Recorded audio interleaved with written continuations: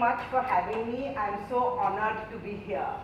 I'm just going to make one correction. When he asked me to speak, he said, speak on your experience. I have such a loud voice anyway. Okay, thank you. Speak on your experience and speak on your difficulties. And I thought, yes, that's what I would like to share. And I hope that by the end of my literally 10 minutes, that's why I've got my, phone with me, that at least I can inspire some of you to walk the journey and enjoy it. So I'm going to begin my little interaction with you with something, with a saying that I was really moved by. And it says, behind every strong woman is a story that gave her no other choice. How did I start working? For those of you who don't know me, I'm not even a graduate. I have done half year of SYJC at Narsi Munji College. Did not complete it because I came from a very middle class family and was good looking in those days, slim and pretty. And thank you. And those days, you know, we came from a Muslim middle class family, parents were conservative and not allowed to have boyfriends, etc., etc. I've always held that against my mom. And so this rich man's, he was looking for a good, grounded girl from a, you know, good family to be a good mother to his kids. And somebody told him my name and he says, okay, let me meet with her, let me see if I like her. And when you talk of gender disparity and everything, it was always whether I like her or not is what the whole question was. Never was anybody, did it ever cross anybody's mind that would I like him too? The fact that he was one of the, I mean, very rich families in our Muslim community, there aren't that many, was what was really the main reason. And so he met with me, liked me. He told his mom, yeah, she looks good enough, should work. And his mother was a very smart woman and who sent the proposal to me, and that's how I got married. And when I requested that I complete my education, because I was a very good student, I was very hardworking, and you know, got very good grades, my mother-in-law told my mother that even the toilet paper is more expensive than the value of these degrees. Your daughter will not require it. By God's grace, you know, we are the Moloobhoya family, so please don't waste her time or ours on this education thing. We want them to get married as soon as possible.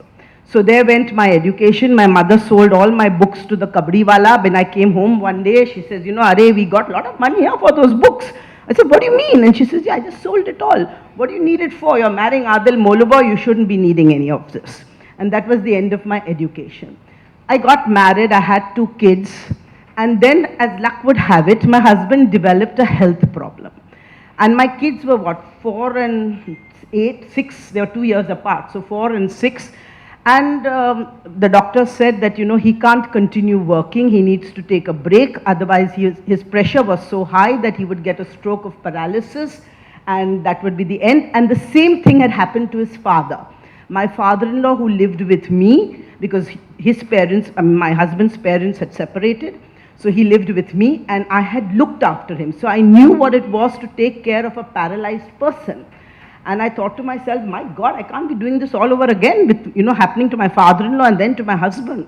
And so the doctor said, no, he has to leave the company. He has to go into a, you know, an area which is very quiet and, you know, where there's no stress. And that's what it's supposed to be. And I said, but what happens to all of us? My children were in school. The company was there. We were 92 or some 93 years old then. He says, well, you choose your husband's health over all this. And so obviously one made the right choice and said husband's health. And so he took off to Thailand, where his friend was opening a very prestigious institution. It's very, very prestigious even today. It's called the Asian Leadership Institute, and my husband's a partner there. So he went to Thailand, and here I was left with 2 small children, a business that I had to, you know, sort of manage. We had a partner all along. The partner decided to go separate, and, you know, he was cheating us blind, and so we had to separate from the partner. And there were whole, you know, when they say when it rains, it pours, and everything came together. I was absolutely, really, I mean, as you say, it was a time when I had to really get hold of myself and say, now what do I do? And that's why I say behind every strong woman is a story that gave her no other choice. I had no choice. I had to work because my husband fortunately was well to do and I did not need the money from the company. But when I went around the company, there were employees who were with us for 20 years, some of them for 35 years. Some of them, one lady has completed 50 years with us. So how do you tell these people, and I'm talking of now, I've been working for 20 years, so I'm talking of 20 years ago, how do you tell about 100 people that you're going to close a company? And so I decided that I'm going to take over and I'm going to run this company and let me see what I do with it. And my husband and everybody else was very, very, critical of it. They said, you're silly, you really do, you're not even educated. So thanks to him, I had to stop my education. And you're not even educated, you don't know anything about a ship. I still don't know. I still cannot tell the port side and the starboard side. Literally, I mean it. And how are you going to be able to run it? It's a man's world and don't be silly. And I said, listen, the company after the partnership has split, because I told you our partner, ex-partner left and whatever. I said the company has touched rock bottom anyway. So the only movement that we can get is upwards. So why not let me try? If nothing else, you close it a year or two later instead of closing it today. And that's how I entered the company.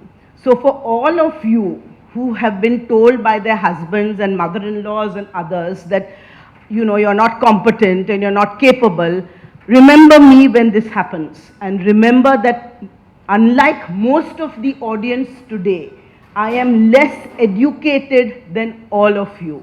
I have less formal training than all of you. Literally, as I joke and say, Angutha Chhap. And if I could do it, you people should touch the skies. Okay?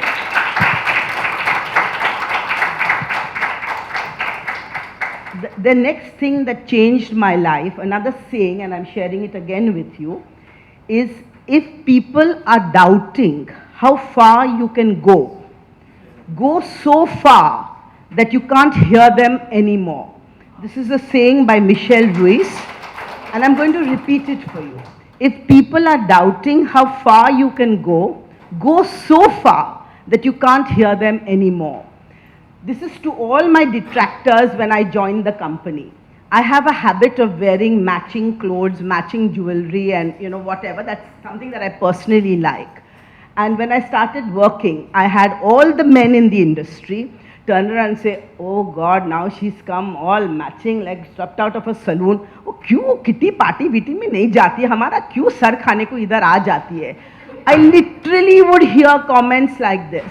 I knew purchase managers who would tell their staff and their secretaries that वो madam आएंगी ना आपको मालूम पड़ जाएगा, वो एकदम perfume का स्मेल आ जाता है. And it would in the beginning it would sort of intimidate me, and I would say, should I change my style? And I remember my brother, who's been my mentor all along, turning around and saying, why would you change? It's they who have to change. You wear your perfume, you wear your jewelry, and let them admire it. And I said, yes, that's true, and I continued. And as you can see, blue to blue, it's all there. And I haven't changed 20 years later. So I had a lot of detractors. As I said, purchase managers wouldn't want to meet with me. Superintendents didn't want to give me their business because they would not believe that I would be able to deliver. And they all thought I was a joke. And they would say, "Arey madam, abhi aap next holiday kaun sa kabhi le rahe ho? Which country you're going to?" And things like this. And I used to, say, so I wasn't on a holiday. I'd gone to visit my branch. We have 8 branches across India. And I'd gone to set up my branch and revamp the branch. They said, "Acha, we thought you had gone to Cannes." There was this Cannes film festival going right now. I still remember it was when I joined. It was the time of Cannes, and I had gone to Kochi to revamp my branch. And I came back, and at Shipping Corporation of India, and I went and met all the officers. All of them were convinced that I have come from Cannes, and I had actually come from a grueling trip in Kochi at my branch. So, as I said, there were a lot of detractors. They wrote me off. They said, no, no, it's not, she is now going to be able to make it work. And all they did was made me more determined to succeed. And today, as it says, so far that you can't hear them anymore, these same people, a lot of them have retired, but these same people turn around and say, oh, there's a tender, who's participating? Moloobhoya. At Moloobhoya, who's handling the tender? And they say, this tender is being handled by Mrs. Moloobhoya herself. And they turn around and say, don't bid, ya EMD bhi waste ho jayega, wo to order utha ke leke jayegi. So have faith, have perseverance, and don't ever give up. Because being a lady actually is an asset, and it is not a liability. It is nothing that you have to make excuses for, or it is nothing that you have to, what do I say? To me, being a lady is an advantage. I see it as a complete advantage, because as I tell my team, and I tell everybody, you might meet, when I go to meet an officer, I said, he will 100% remember me, because how many women have entered his door? But in my case, I meet hundreds of men in the industry, but they meet very few women. So I can tell you my brand recall amongst the so-called men is almost 100%. So I joke and I tell them, I said, sir, you can either love me or you can hate me, but you cannot forget or ignore me. And that is an advantage of a woman again. Okay. I come to the next one. Another thing that helped me, navigate my way to reasonable success, I'm very grateful to God. I've always believed that the smallest of implementation is always worth more than the grandest of intentions. I find this very common in women. Do not ever be guilty of this. Lot of women make very grandiose plans. You say, I'm going to do this, I'm going to do that, and nothing gets achieved. Make small, easy to achieve targets for yourself in your work life. Achieve it and then take a step higher. So always remember, it is not just making plans, but it is actually implementing those plans and then auditing it to make sure that it's 100% success. I find why I'm sharing this with you is I sometimes see this trait in women. A lot of my teammates, our colleagues are women, and they say, oh, but madam, we'll do this, this, this. And then a month later, I ask them, what happened about this? And they say, oh, but it fizzled out. Never do that. Take an idea, think about it, ponder over it, and once you decide you're going to adopt it, do it 100%. Make the C and O. Only then it is success. In whatever small measure, in whatever big measure. I don't know what professional careers you're dealing with, whether you're working in the recruiting sector or whatever. But make sure that what you plan is actually implemented. This is one piece of advice. Two more things I'd like to share with you, and then I'm told that there'll be questions, and if you have any, I'm happy to answer your questions. Today, God has been kind. I have completed 20 years at Moloobhoya on the 1st of September 2022. We started with a small office, not small, it was big, but we started with an office in Mazgaon, and everybody knows Darukhana Mazgaon is not the best of places to be. Though it was a large premise, it made sense for us because we were near the port. And then I said, no, we need a better, more corporate image. We bought our corporate headquarters in Lower Parel. I think you will remember. It's a beautiful office. You enter the office, it's like a 5-star hotel, setup. It's absolutely beautifully done, impeccably maintained. People are working, the pulse is good, and it's energy. So we shifted there, we retained Mazgaon, we still have it as our logistics headquarters.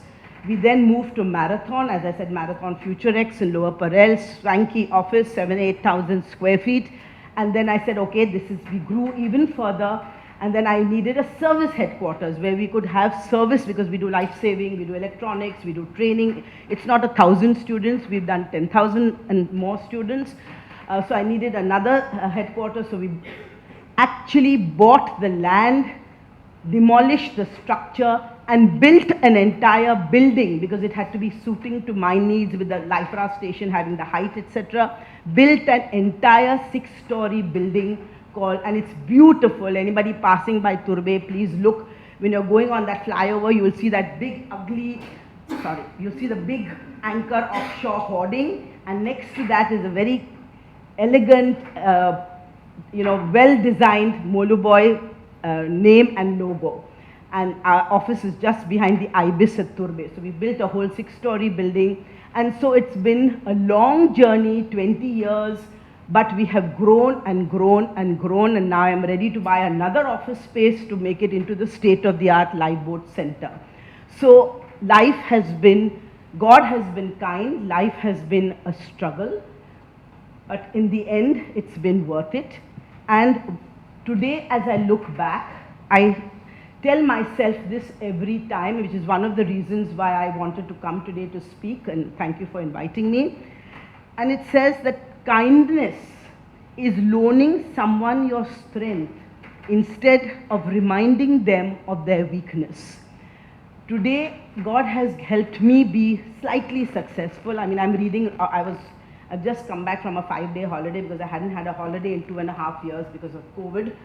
And I wanted to spend that time with my married daughter, so 2 of us went off. So when I came back, I was just, I had taken the Indra Newey book, and I was reading her book, My Full Life. And I was thinking, God, where is she? And like we are like that little speck of dust somewhere on some table, but whatever. But if you can be kind and mentor another lady or another human being, I think that's wonderful. And that's how we can support each other. And I think today at Vista, if each one of us can do that for another, then I think all these issues of gender, etc., will not get resolved. Nothing goes away in a jiffy, but it will become easier to handle.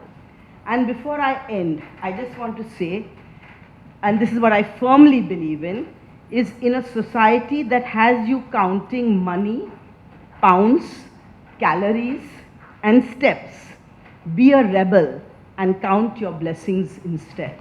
I am extremely grateful to God for the kindness, for his magnanimity of giving me a small degree of success. Of course, I could have done a lot more. The whole canvas is still there for me to paint and achieve. But I'm so grateful to God for having selected me to go through life's trials and tribulations, and then guiding me through it and helping me succeed. And today, Moloobhoya, as they said, is not only in India with 8 branches, but we have offices in the UAE, in Muscat, and now opening in Qatar, and we have 230 people working for us as I speak today. So it gives me great joy to know that in my own small way, I have been able to do something for people, because when you open a company or when you run a business, whether it is owning it or running it, you are creating employment, and that is what our country really needs, especially post-COVID. So thank you so much. It's been my pleasure, and thank you for listening to me. God bless. Question. I have the first question. Yes, please. And actually, I know the answer, but I wanted you to share specifically this part because I can relate to it. So, the name of your company was A.S. Moloobhoya and Sons. Yeah. And you have 2 daughters. So, and then just tell the story. I think it needs to be told. Okay, so my company, in the olden days, it was always that it was you were judged by the number of sons you had, by which case I would be a complete failure because I have 2 daughters.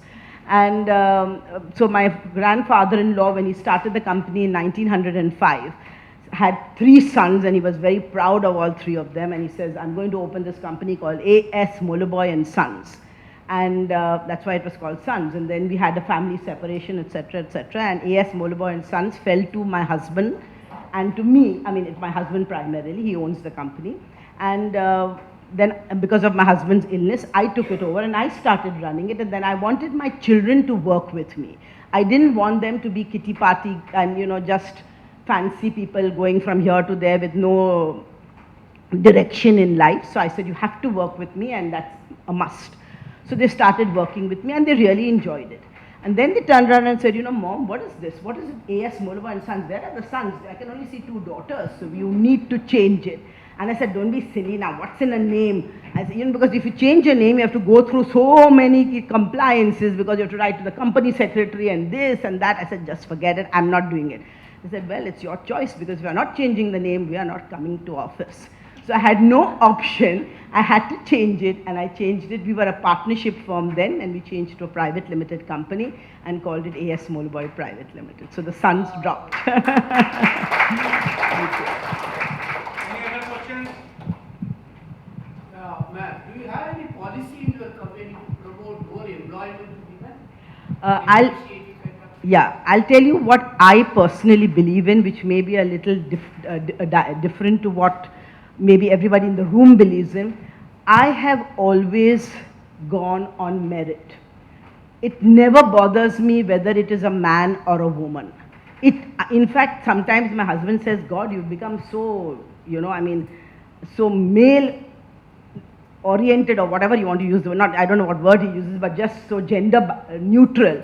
I just don't care. I never think of myself as a lady or a man. I think whether I am competent to handle this or not. My gender is just of no consequence. And even when I recruit, because we've been on a huge recruiting spree as we grow, I have always selected people based on merit. It's the attitude that attracts me to a person. So if I find that a man has got, the right attitude, the fire in the belly, the ambition, I'll pick him up. By the same token, I'll share with you the head of my supply chain, which is actually a man's job. Supply chain, everybody will agree, is a man's job, is a lady who's worked with us for 22 years, Mrs. Shabana Solkar. So, here there is a contradiction itself, that as a head of supply chain, why would I keep a lady? But she's so damn good that I said, that job is yours. So to me, sir, to answer your question, it's just about merit. If you're good, the color of your skin doesn't matter, your sex doesn't matter, and nothing matters except the quality of your performance.